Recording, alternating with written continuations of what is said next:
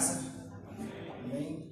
Paz e graça, igreja. Amém. Louvado seja o Senhor por esse momento de adoração, de dízimo, de oferta, por toda essa liturgia que tem acontecido. Estamos aqui essa noite para participar com os irmãos desse tempo de comunhão, de missões. E para nós é um privilégio estar aqui, pastor Dinei. O pastor esteve lá na nossa cidade, nos abençoando, a nossa igreja. Nós somos da Igreja Batista Nacional Salem, somos da mesma convenção e tem sido uma honra caminhar com o pastor Dinei e com os demais pastores da nossa convenção. Estou aqui com minha esposa, a esposa Alessandra. Tem até uma parentela aqui em Tapetinga também. Tem uma tia aí, está em casa, né? Qualquer coisa a gente dorme lá. Está em casa. Estamos ali com a nossa missionária Keila. Keila é uma mulher de Deus que vem honrando a nossa igreja e tem esse chamado no seu coração, e Deus, na sua bondade, agora fez arder mais ainda esse chamado.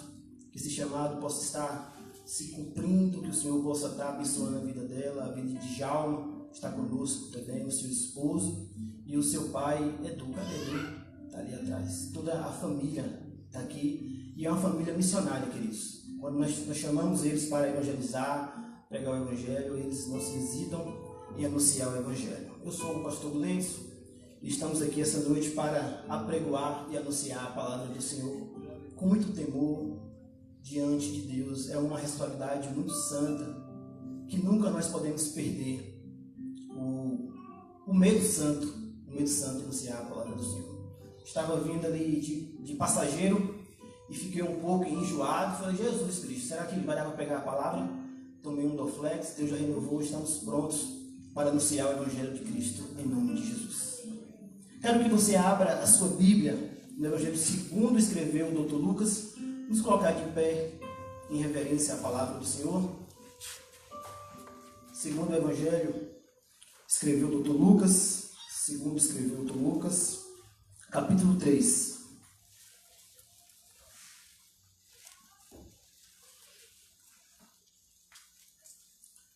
Do verso 1 a seguir.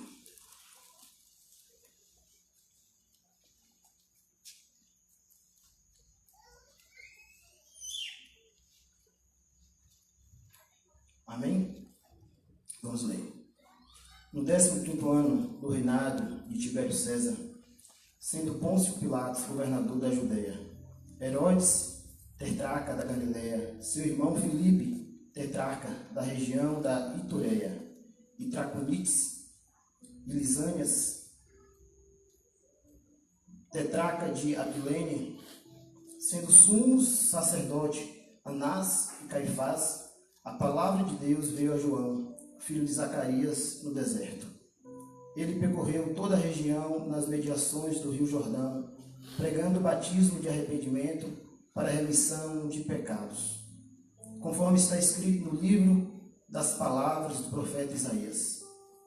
Voz do que clama no deserto, prepare o caminho do Senhor, endireite as suas veredas. Todos os vales serão aterrados, e todos os montes e colinas serão nivelados.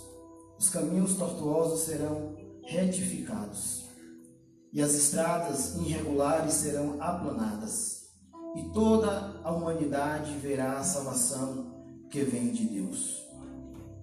João dizia às multidões que saiam para ser batizadas. Raça de víboras, quem deu a entender que vocês podem fugir da ira vindoura? Produzam frutos dignos de arrependimento. Não comece a dizer uns aos outros, temos por pai Abraão, porque eu afirmo a vocês que Deus pode fazer com que destas pedras surjam filhos a Abraão. E também o machado está posto à raiz das árvores. Portanto, toda árvore que não produz bom fruto é cortada e lançada ao fogo. Então as multidões perguntaram a João, o que é que devemos fazer? Ele respondeu, quem tiver 2 túnicas, reparta com quem não tem. E quem tiver comida, faça o mesmo. Também alguns publicanos chegaram para ser batizados e perguntaram a João, mestre, o que devemos fazer? Ele respondeu, não cobre mais do que o estipulado. Também os soldados lhe perguntaram: e nós, o que devemos fazer? E ele lhes disse: não sejam prepotentes, não façam denúncias falsas. Contente-se com o salário que vocês recebem. Estando o povo já na expectativa e pensando todos em seu íntimo a respeito de João, se por acaso ele não seria o próprio Cristo, João tratou de explicar a todos: eu, na verdade, batizo vocês com água, mas vem aquele que é mais poderoso do que eu, do qual não sou digno de desamarrar as correias das suas sandálias. Ele os batizará com o Espírito Santo e com fogo. Ele tem a pá nas suas mãos para limpar a sua eira e recolher o trigo no seu celeiro. Porém, queimará a palha no fogo que nunca se apaga. Só até aí. Curve sua cabeça nesse momento. Vamos mais uma vez orar a Deus.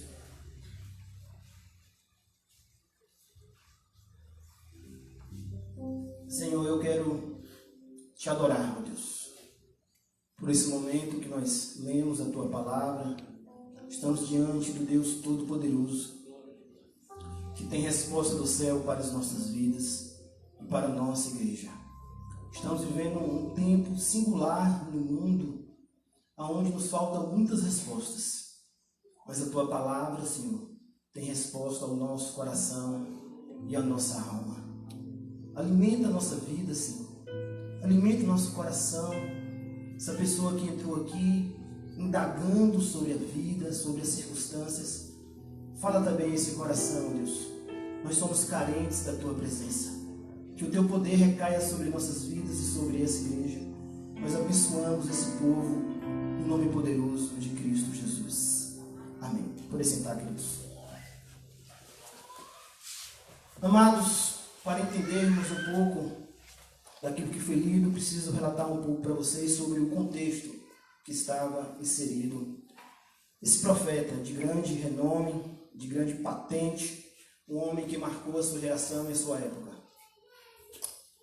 O Senhor estava em silêncio por 400 anos.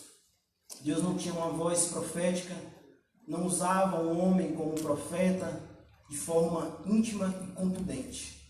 O povo queria escutar a voz de Deus, mas pelo pecado, pela rebelião, pela dura cerviz, Deus deixou o povo um pouco em silêncio.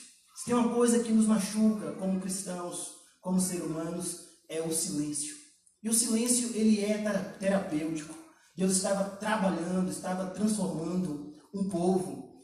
E dentro do propósito de Deus, tinha um homem que nós conhecemos muito bem, que nós lemos aqui, que se chama João Batista.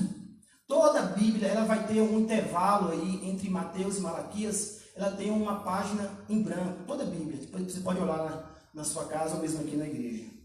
Foi o tempo que Deus ficou em silêncio. E no silêncio de Deus, Deus ele levanta um homem com autoridade, com graça, um homem estranho, um homem que começa a pregar a palavra e muitos ficam feridos, decepcionados.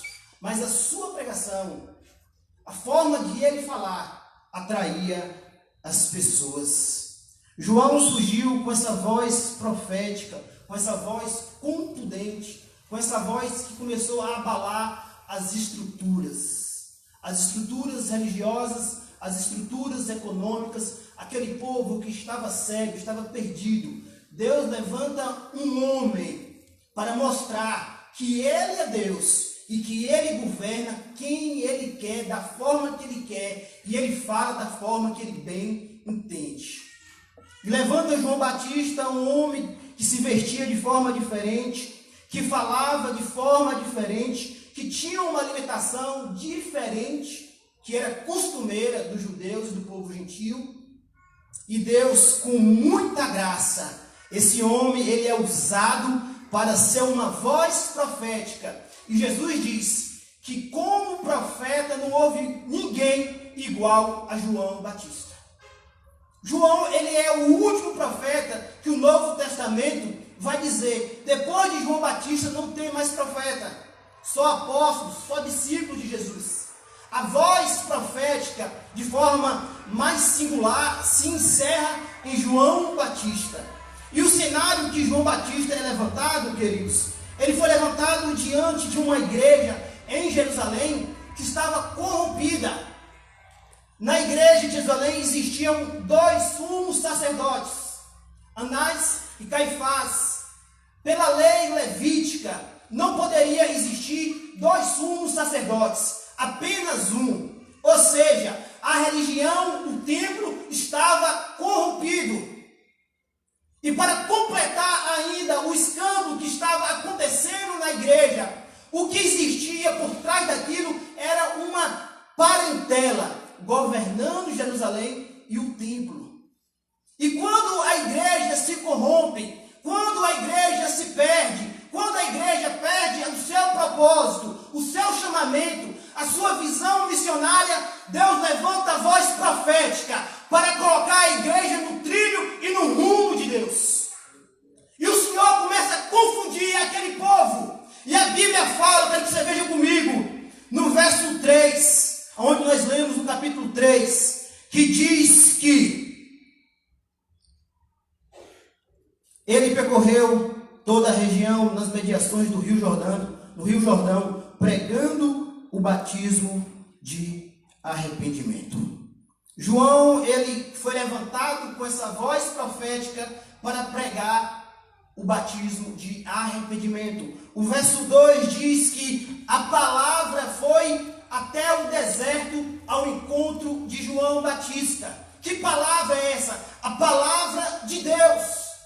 Se no templo não tinha palavra, se no templo não tinha doutrina, se no templo não tinha autoridade do céu, o que Deus fez? Deus levantou uma voz profética no deserto para confundir a igreja que estava corrompida, aonde a palavra não era pregada, não era ensinada, aonde existiam negociações. Deus levanta uma voz profética e aí, em vez de o povo ir para o templo, o povo foi para a igreja no deserto escutar a palavra de Deus. E a Bíblia diz que começou as pessoas a fluírem para o deserto para escutar um homem com uma pregação diferente, um homem que se vestia diferente, um homem que comia de forma diferente, mas a sua pregação atraiu as pessoas. Vivemos um tempo de muita dificuldade, um tempo de escândalos, um tempo onde uma cantora está sendo investigada por ter matado o seu esposo, onde um padre roubou milhões de uma igreja católica, onde um homem denominado como João de Deus molestou muitas pessoas. Um tempo difícil, mas Deus tem preservado e tem levantado nessa nação vozes proféticas, homens íntegros, homens que não negociam a palavra de Deus, homem que não faz da igreja comércio, homem que não olha para as ovelhas e vê cifra, mas homens que olham para as ovelhas e vê um rebanho santo de Deus, consagrado, comprado pelo sangue de Jesus. Nesse tempo de frustração, nesse tempo de decepção, Deus tem preservado a sua igreja com voz profética, com homens de Deus. Então ore pelos seus pastores, que pastoreia de forma íntegra, homens de caráter, porque são esses homens que Deus vai usar nessa nação, em Tapetinga, em Vitória da Conquista, para abalar as estruturas. Vozes proféticas, voz que gera transformação. E João Batista, ele começou a percorrer o Jordão pregando o batismo de arrependimento. Essa deve ser a pauta dos nossos púlpitos. Essa deve ser a pauta do evangelho atual. Nós não precisamos de um evangelho de prosperidade, de facilidade, um evangelho que tenha reganhado a porta. O evangelho continua sendo a porta estreita, continua sendo a pregação do arrependimento, da mudança de vida. O evangelho não mudou e não vai mudar. Nós devemos continuar, assim como João, pregando esse evangelho que transforma vidas, que transforma corações, que transforma histórias e famílias. Um evangelho transformador. E essa noite quero falar com você sobre algumas marcas de uma igreja missional. E a primeira marca eu quero partilhar com os irmãos que uma igreja missional, ela prega o Evangelho. Queridos, nós não devemos vir para a igreja com o intuito de escutar uma palavra que conforte o nosso coração. Ah, como eu estou triste, como eu estou abatido, Senhor, fala comigo. Deus pode falar. Mas você tem que vir para a igreja, para agradar e glorificar a Deus. E se a palavra está doendo, se a palavra está ferindo, é a mesma palavra que cura, é a mesma palavra que traz bálsamo. Mas nós saímos das nossas casas para vir para a igreja, para glorificar a Deus e para que o Evangelho penetre no nosso coração e transforme a nossa alma, a nossa mente. Você não veio aqui para ser agradado, nem para que seus ouvidos sejam acariciados. A mensagem continua sendo atual. Se arrependam. E essa é uma marca da igreja missional que prega o Evangelho, que não negocia o Evangelho. Irmãos, nós não temos conchaves com irmãos, não temos conchaves com políticos, com empresários. A nossa missão como pastores é pregar o Evangelho, quer as pessoas gostem ou não. A nossa missão é anunciar o Evangelho que muda e transforma as pessoas. Se quer ser agradado, vai para o teatro, vai para o circo, mas o Evangelho, ele transforma vidas e nos confronta. Esse é o Evangelho que nós precisamos escutar. Um Evangelho de água com açúcar, que as pessoas entram na igreja para fazer de Deus um meio de conquista, um meio de bênção. Meu casamento está acabado, mas Deus vai ter que restaurar. Eu estou com enfermidade, Deus tem que curar. Queridos, quando você aceita o Evangelho, quando você busca o reino de Deus, as outras coisas vêm a reboque. As bênçãos vêm a reboque. Deus começa a derramar bênçãos sobre a sua vida, sobre a sua casa. Mas como, pastor? Quando Deus começa a ser o centro da sua vida, quando Deus começa a ser a nossa prioridade, a sua prioridade não é a bênção, a sua prioridade não é a cura, a nossa prioridade é Jesus de Nazaré. Essa é a nossa prioridade. E essa era a pregação de João Batista: se arrependam, mude as suas vidas. E nós vemos que João Batista, ele pregava um evangelho que estava gerando transformação. Ele pregou essa pregação de arrependimento, e arrependimento é mudança de vida, de direção, é metanoia de mente, e é isso que nós temos que fazer em nossas vidas, queridos. Mudar a nossa direção, voltar para o trilho, voltar para o centro da vontade de Deus. Nós estamos, pastor Guinei, com 15 dias de jejum e oração. Tem sido assim um tempo muito gostoso, queridos. Tem ido poucas pessoas. Infelizmente, quando fala de jejum, de oração, os crentes, opa, parece que está arrancando um pedaço do crente. Jejum e oração continua sendo algo de Deus. E nós só iremos vencer alguns pecados, alguns demônios com jejum e oração. Tem sido um tempo que Deus tem me direcionado a justamente isso. Leva a igreja ao arrependimento. Queridos, nós não iremos vencer na força do braço, no nosso intelecto, do nosso jeitinho brasileiro. Você só vence as crises. Nós só iremos vencer essa pandemia. Nós só iremos vencer esse tempo tenebroso no joelho. Crente no joelho, cara no pó, se humilhando, buscando a Deus. Deus me muda, Senhor, eu não presto. Não tem ninguém bom não, pastor Adnei. Bom é Deus, nós não prestamos, irmãos. Eu não presto. Você não presta. Quem disse que você é joia preciosa me enganou. Nós só valemos alguma coisa porque o sangue de Jesus está sobre as nossas vidas. Porque Ele nos comprou com seu precioso sangue. E isso é a garantia que nos leva ao céu. Não são as nossas obras, não são a nossa igreja que a gente congrega. Não é o dízimo que você dá, mas é o que Cristo fez por mim e por você. É isso que é o Evangelho. Queridos, a nossa principal prioridade é pregar esse Evangelho e anunciar as boas novas de Cristo. A segunda marca que nós vemos que uma igreja missional, ela deve pregar a palavra de salvação por meio do Evangelho. Irmãos, continua sendo e sempre será a maior riqueza da igreja e do cristão, se chama salvação. É a maior riqueza. A igreja missional, ela entende que ela deve dar sim o pão, deve vestir quem está desvestido, deve dar atendimento psicológico, deve dar, a pessoa está passando problemas, dificuldades, está ali com problemas emocionais, sim, o que é, deixa eu escutar, mas precisa falar para ela do plano de salvação. O plano de salvação, a salvação, queridos, ela é de graça, mas houve um alto preço a ser pago na cruz do Calvário. A salvação é de graça, mas quem pagou, derramou todo o seu sangue, derramou tudo que ele tinha por mim e por você, sofreu, foi cuspido, chicoteado, zombado por mim e por você. A salvação é de graça, mas o preço que foi pago foi altíssimo. Então nós devemos, como igreja, anunciar a salvação, falar que Jesus salva, Jesus liberta, modifica vidas. Irmãos, está aqui diante de vocês um jovem, sou ainda jovem, né? Tenho 34 anos, fazer 35, jovem, mas já meio capenhando, né? Mas estamos aí, servindo ao Senhor.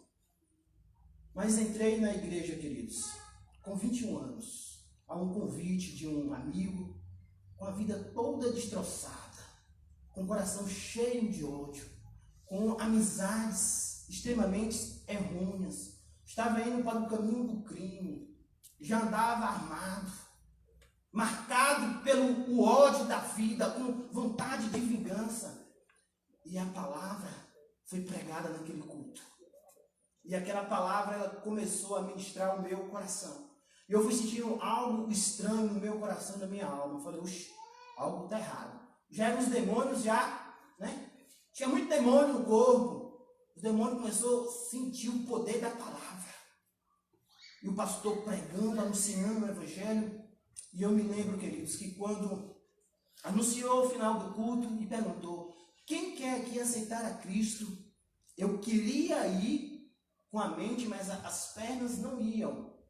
Eu falei, meu Deus, que coisa estranha.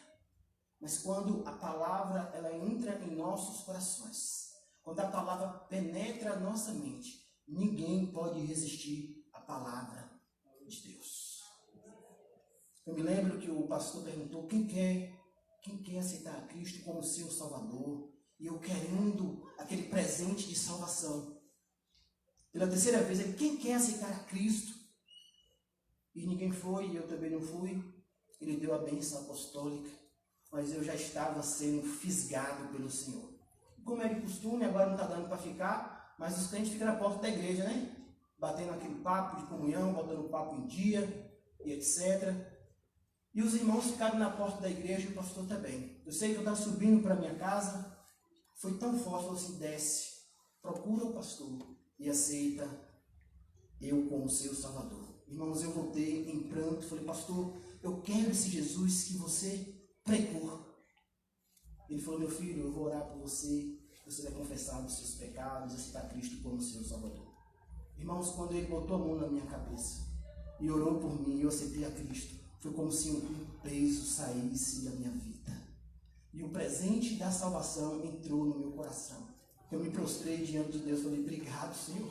Eu nunca tinha sentido aquela alegria, queridos. Eu nunca tinha sentido aquele prazer na bebida, na droga, no sexo, nos prazeres da vida. Nunca tinha sentido. Eu só senti em Jesus, porque Ele me deu a salvação. Então a salvação tem que ser pregada, anunciada, porque nada se compara à salvação que Cristo tem para mim e para você.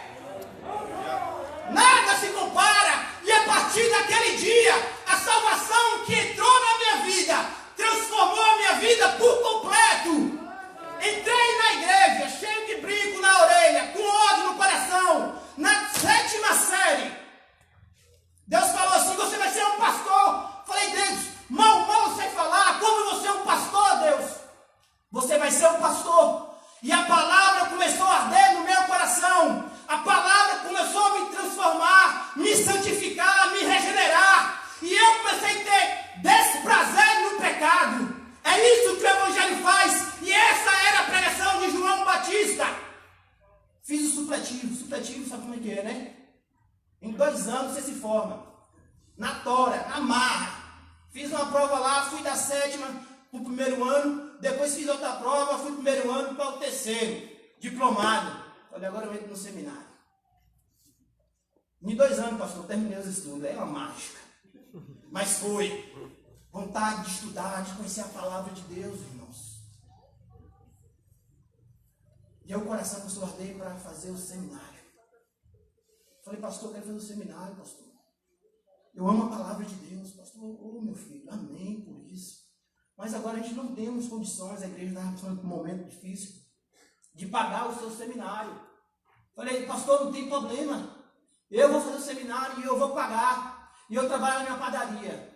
E na padaria eu entrava às 7 horas e saía às 8.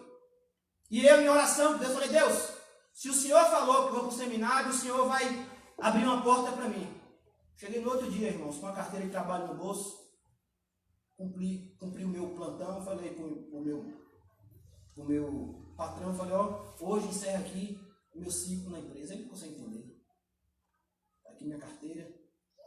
E eu falei, agora, eu pedi as contas, como eu vou para o seminário? Irmãos, eu não fiquei um dia desempregado. No outro dia, fiz uma entrevista de trabalho a convite de um amigo. A pessoa me ligou e falou, você está contratado. Comecei a fazer o seminário e pagar meu seminário. E o evangelho que me pegou no meu início da minha juventude, me tornou um homem de Deus. E hoje, pela graça de Deus, eu sou pastor. Na igreja que hoje eu pastoreio, eu encontrei minha esposa que está aqui, nós temos um filho. O que o evangelho faz, querido?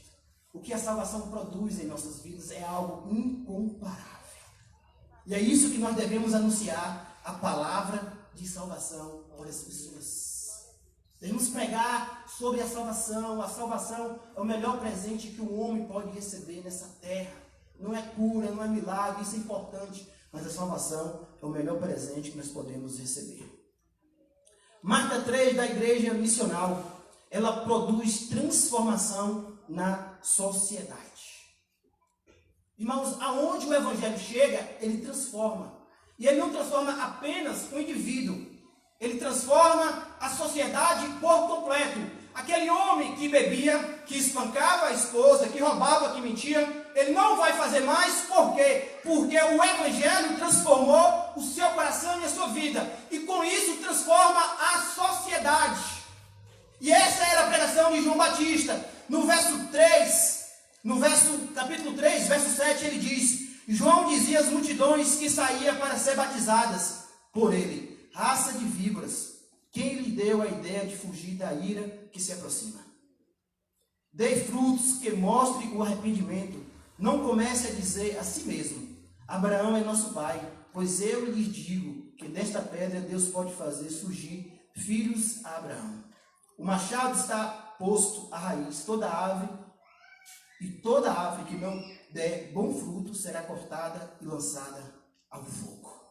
Essa era a mensagem que começou a transformar aquele povo de Jerusalém.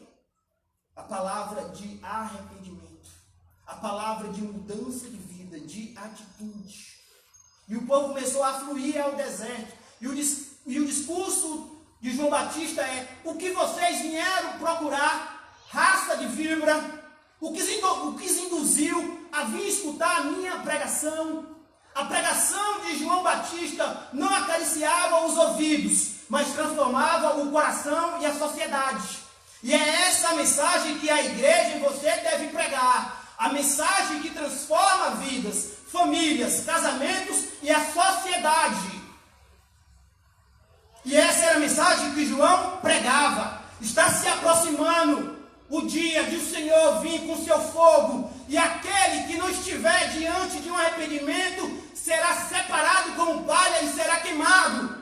Irmãos, nós estamos vendo o cumprimento das profecias. Nós estamos vendo a palavra de Deus se cumprir cabalmente. E tem muitas pessoas brincando de ser cristão, pensando que ser crente é um parque de diversão. Ser crente, queridos, é viver uma vida verdadeira com Deus, aonde produz transformação na sociedade. Aqui em Amargosa está tremendo.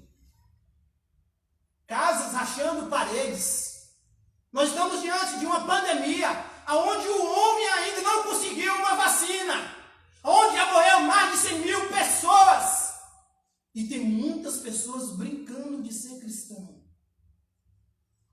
E João Batista, ele não alisa. João Batista, ele confronta mesmo e pergunta: o que vocês vieram fazer? Raça de víbora, o que vocês vieram procurar? A mensagem que eu tenho para vocês é a mensagem de arrependimento.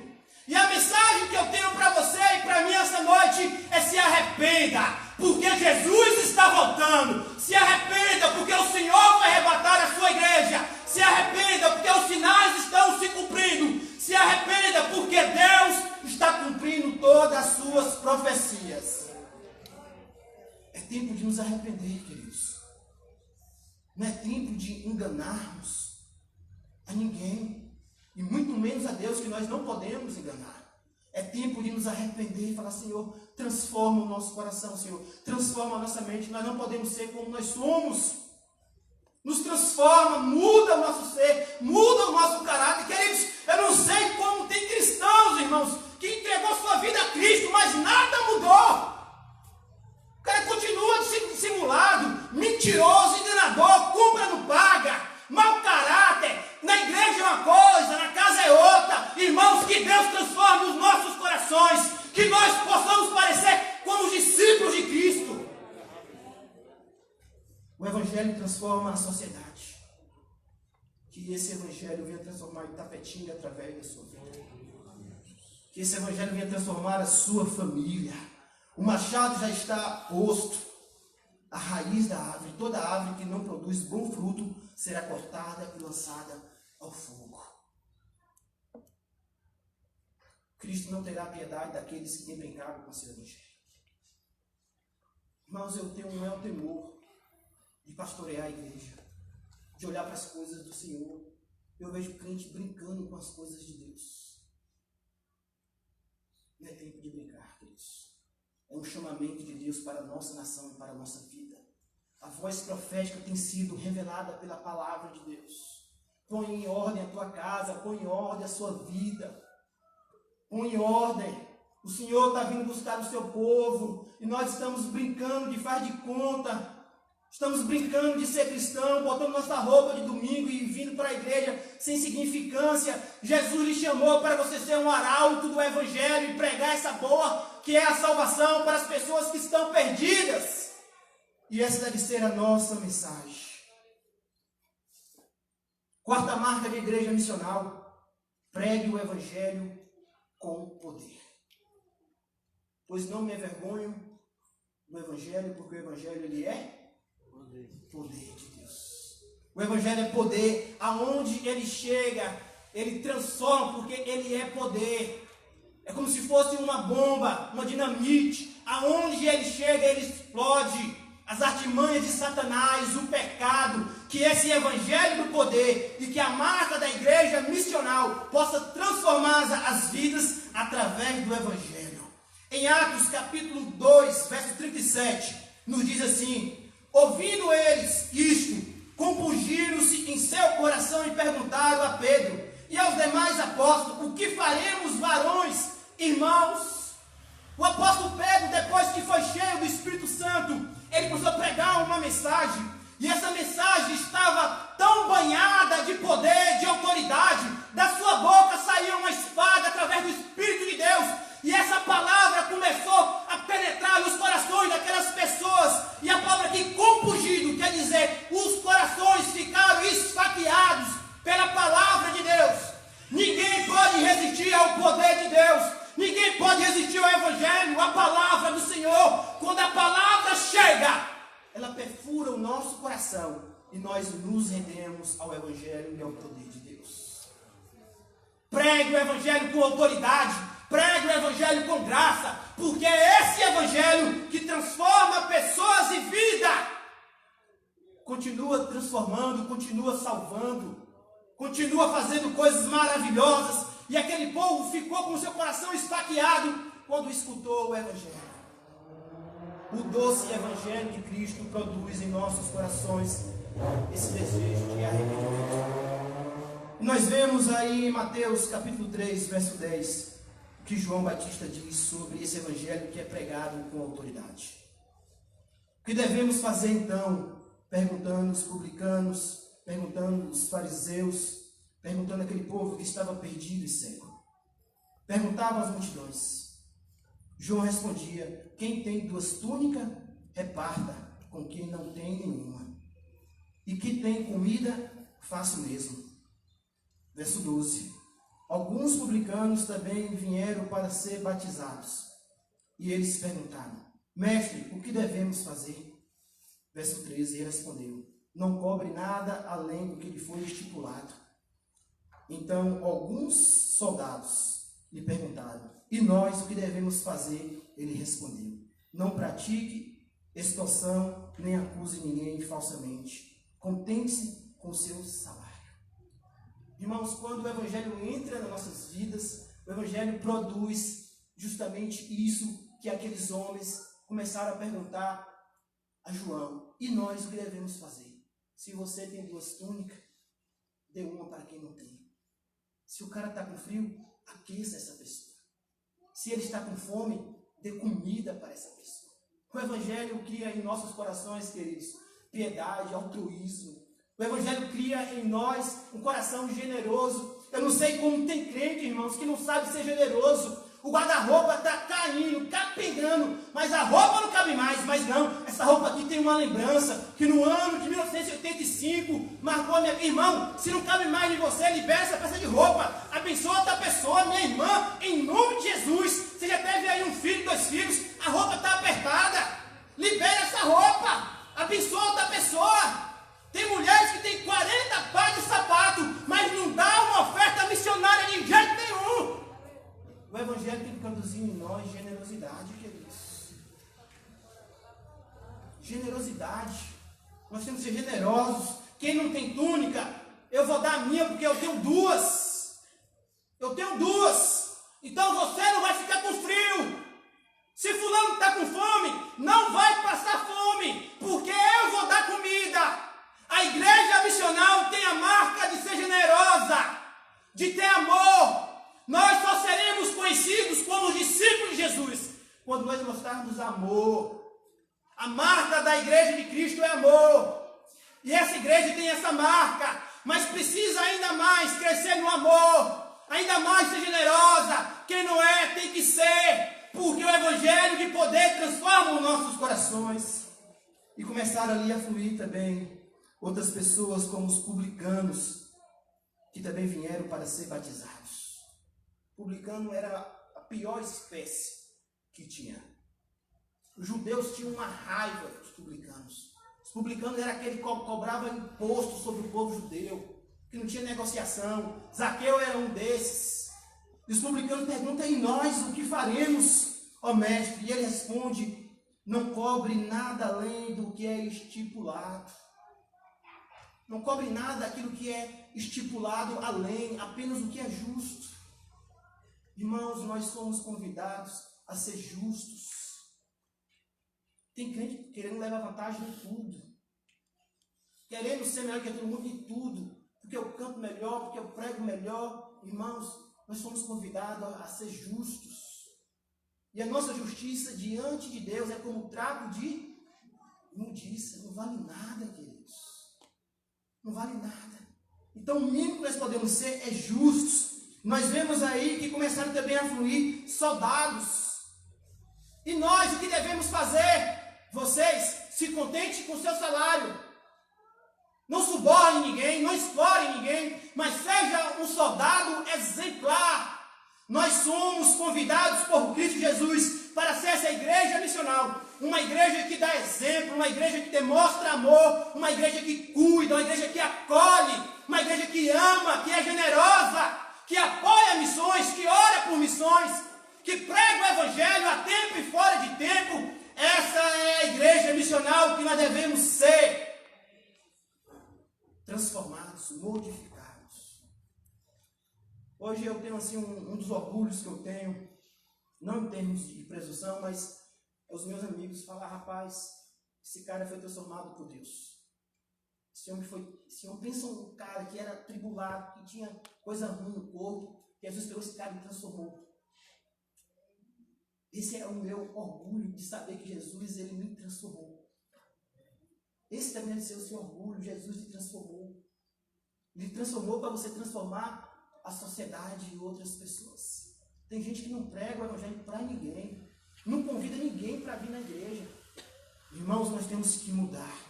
Nós temos que anunciar esse evangelho de poder e de salvação. E indo para o final, a quinta marca da igreja missional é tornar Jesus visível através da igreja. Como as pessoas vão ver Jesus? Através da igreja de Cristo. E quem é a igreja de Cristo? Quem é a igreja de Cristo? Nós somos a igreja de Cristo. E as pessoas vão ver Cristo em você. Então a marca da igreja missional é tornar Jesus visível para as pessoas.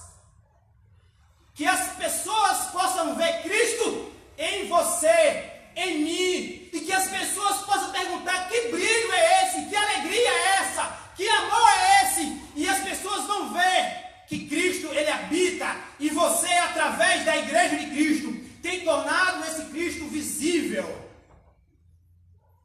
Quando nós nos tornamos discípulos para a glória de Deus e fazemos as coisas para a glória de Deus, Cristo começa a ser visível em nossas vidas.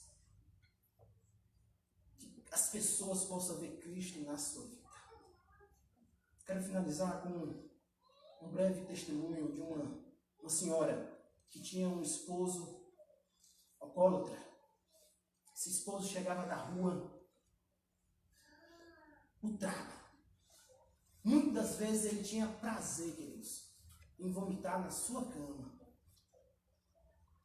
E a esposa, com todo amor, com todo carinho, pegava a cama, limpava, dava banho no seu esposo, cuidava do seu esposo, ia para a igreja, botava o joelho no chão e falava: Deus, transforma esse homem, Deus.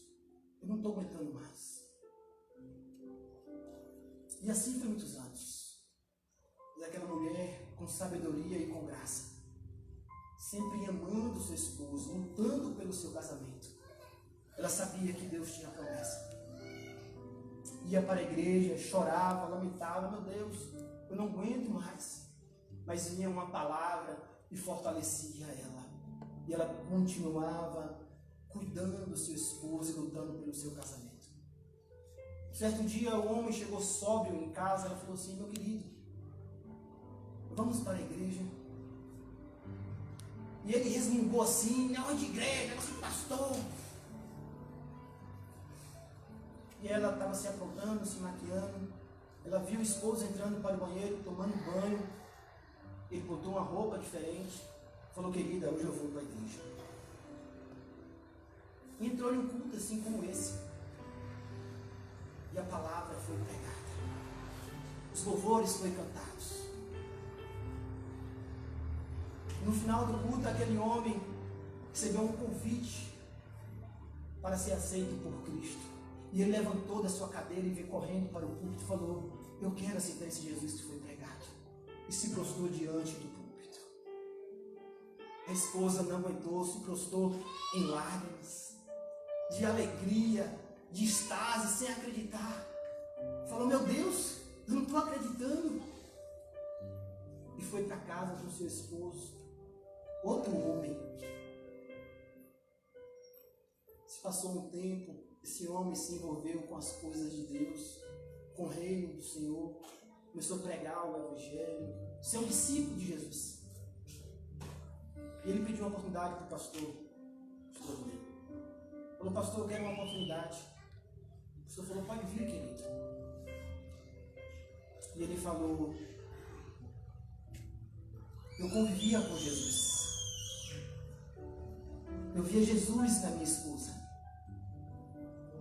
Eu via a face de Jesus na face da minha esposa. Eu chegava em casa cheio da cachaça, vomitava, agredia ela verbalmente, mas ela nunca praguejou sobre a minha vida. Eu sentia, quando eu estava dormindo, uma mão sobre a minha vida. E aquela mão era a mão da minha esposa orando por mim. A igreja deve tornar o Cristo visível. que o seu filho veja Cristo em você, que o seu esposo veja Cristo em você, que os seus amigos de faculdade vejam Cristo em você. É um tempo de nós mostrarmos para o mundo que Cristo habita em mim e que habita em você. E ele chamou a esposa na frente. O pastor orou por aquele casal. Foi uma noite especial. Vale a pena continuar servindo a Cristo. Vale a pena continuar orando pelo casamento. Vale a pena continuar orando pelos filhos. Vale a pena continuar investindo em missões. Vale a pena fazer sacrifício. Vale a pena, porque esse evangelho da transformação mudou as nossas vidas. E nós, como os discípulos de Jesus, as pessoas têm que ver Cristo em mim e em você. E na igreja do Senhor, preguemos a Cristo. Anunciemos a esse Cristo. Ó Maranata, o Senhor está voltando. E enquanto Ele não volta, nós estamos como João Batista, pregando o Evangelho, anunciando o seu reino, dizendo para as pessoas se arrepender, mas tudo com amor. Se você não aceitar Cristo, você vai para o inferno. Não é assim, queridos. A sua religião é falsa, só a minha que é verdadeira. Não é assim, é com amor, é com respeito, é com carinho, é mostrando Cristo para as pessoas. Quero lhe convidar a você curvar a sua cabeça. Quero orar pela sua vida. Depois, o amado irá cantar uma canção, nos conduzir em adoração. Ó Senhor, o Teu Evangelho não mudou e nem mudará. Muitas vezes nós queremos escutar uma palavra que nos coloque para cima, que traga alegria ao nosso coração. Mas a palavra que o Senhor colocou em meu coração foi de arrependimento e de transformação. E que nós possamos, Senhor, nos arrepender dos nossos pecados, do nosso cinismo, dos nossos erros, Senhor. O Senhor sabe o nosso pecado. Não tem como esconder do Senhor o nosso pecado, Senhor. Nós somos pecadores, mas nós nos arrependemos. Nos leva, Senhor, para as águas profundas. Nos leva para mais perto de Ti. Que possamos estar mais sensíveis ao Espírito Santo, ó Deus. E amar o Teu reino. Amar a Tua palavra, Senhor. Essa pessoa que entrou aqui essa noite e que não conhece ainda o Senhor e foi compungida com essa palavra e está sem esperança, está meio perdido, Senhor. O Senhor marcou esse encontro com essa pessoa. Esse Evangelho, ele produz coisas que o mundo não pode produzir. Esse Evangelho nos dá alegria, nos dá paz. E todos os nossos pecados e toda a nossa culpa é lavada pelo sangue de Jesus. Que essa pessoa, Senhor, possa ser alcançada agora por esse sangue precioso. Essa pessoa que tem enfrentado uma luta no casamento, de enfermidade. Essa pessoa que está em casa também tem sofrido, Deus, por causa da pandemia. Não está bem psicologicamente. A sua alma, Deus, está fraturada. Traz um bálsamo sobre essa vida, sobre essa pessoa, Deus. Traz um bálsamo sobre essa igreja. Que a força do Senhor venha estar sobre esse povo. Que nós possamos, ó Deus, anunciar o Evangelho das boas novas. Esse Evangelho transformador. Que mudou a minha vida e muitas vidas que estão aqui.